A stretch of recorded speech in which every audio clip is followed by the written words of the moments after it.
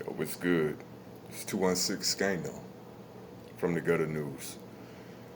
I wanted to touch on this subject for quite some time, actually, but it just recently became, I would say, a national story when CNN picked it up, and that's the situation with the missing kids from Cleveland. A majority of them, these abductions, because that's what I believe they are. Abductions have occurred on Cleveland's east side, west side, which is what you would, consider a high risk, you know, part of the city's layout, as is most cities. But so this has been occurring for we don't know how long, but I live in Cleveland, and I just became aware of this story maybe 8 months ago, maybe if not less. But we talking thousands in a matter of months. A majority of them young females, um, different age ranges, but mostly young teens to young adults. Just vanished, man. Vanished in thin air. Not heard from or seen again. Uh, and like I said, this thing was kept under wraps. It was not even made. It was not even local news. Our local news channels were not even covering this shit. Whether they were unaware, whether they just didn't deem it newsworthy enough, why that would be, I have no idea. But you know, you think about it, the news is so sensationalized that they look for stories that are going to draw, to get numbers, just like everything works according to numbers, supply and demand. And obviously, they don't feel like people care about, the children or young, these young adults that are coming from impoverished parts of the community or city. Who cares, right? Now, if this shit was going on in the suburbs or, you know, in more affluent communities, you better believe it would be top story type shit. But that's a whole nother can of worms. So CNN breaks this story.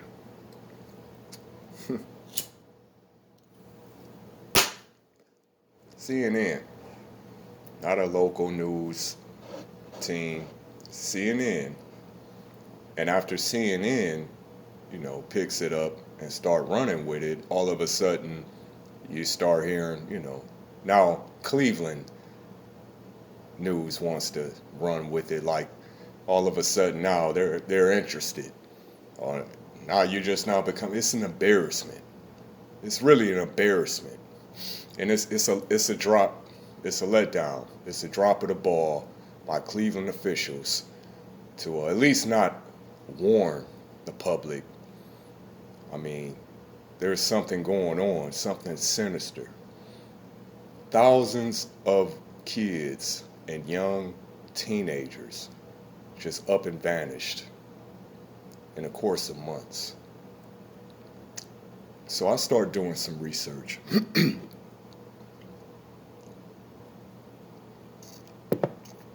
Guess what I found out? Being from the streets, excuse me, and I still wasn't aware of this, Cleveland is a central hub for human trafficking. Um, Sort of an open secret. The FBI is very aware. Uh, huh.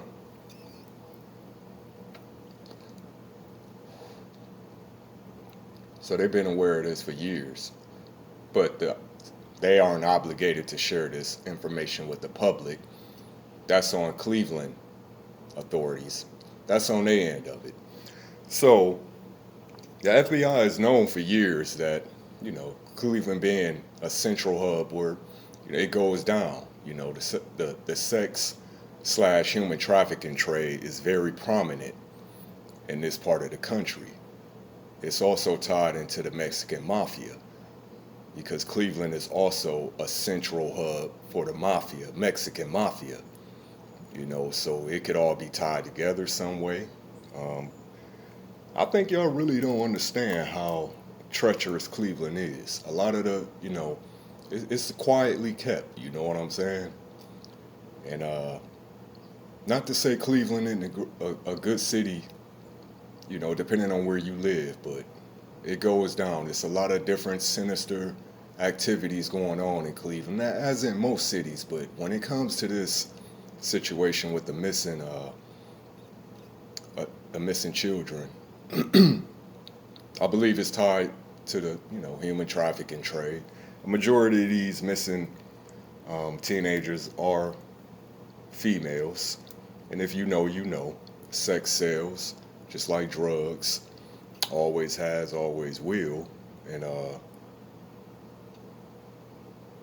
I believe a majority of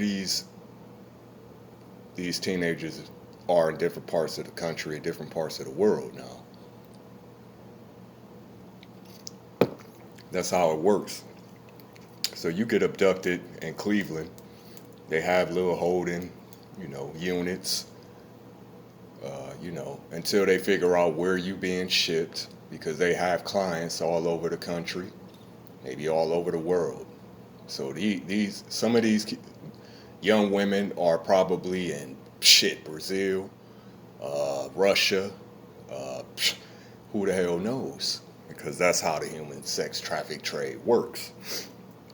So, unfortunately, I believe a majority of them probably will never be heard from again. Because usually after they are pimped out to the point of, till they burnt out basically, mentally, everything, until you're just a shell of a person, they discard you. So you could use your imagination on that. So a majority of I hate to sound, uh, so dark, but realistically, a majority of these young women would never be seen or heard from again. At what point would the FBI let us know what the hell is going on, so we can at least take some? I mean, we already know it's a crazy world, and you know what I'm saying. You know these things exist, but damn, to realize that there's been a whole epidemic going on right under your nose, you kind of feel betrayed by your own city's officials. Of course, being from the hood, we know we got to take care of our damn self anyway. You know what I'm saying? But for tax-paying citizens, this is a slap in the face. And it's also a big drop, a big drop of the ball. Pause. It's embarrassing, like I said, on so many levels. But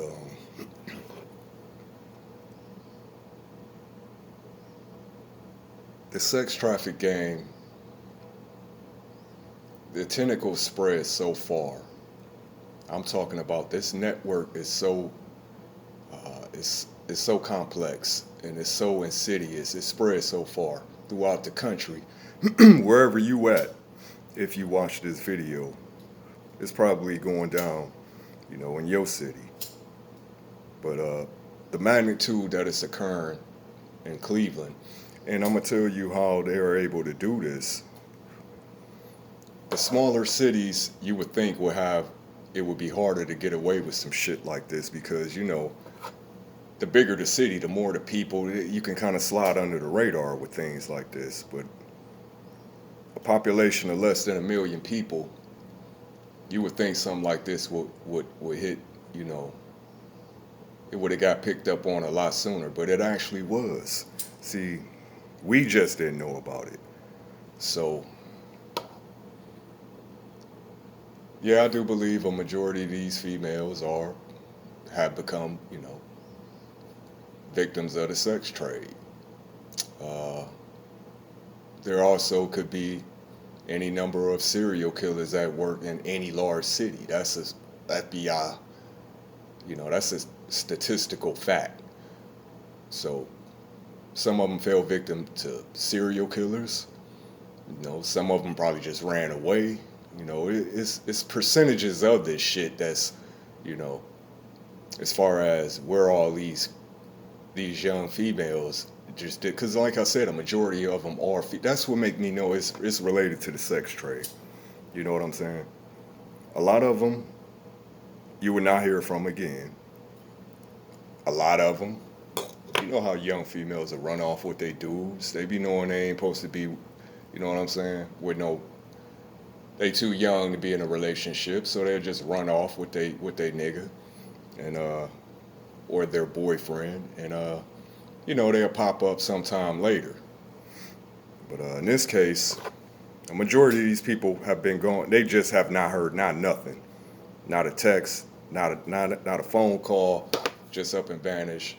A lot of them a lot of them are coming from decent homes. Just because you live in a poor community, don't mean the people in them communities don't care about each other. They just happen to not be able to afford to live somewhere, you know, safer. So, yeah, a lot of these people,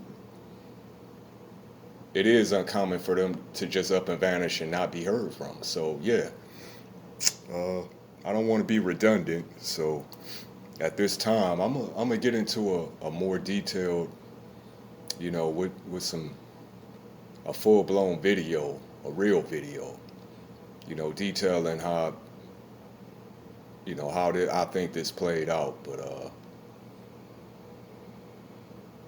like I said, man, this is embarrassing for Cleveland officials, and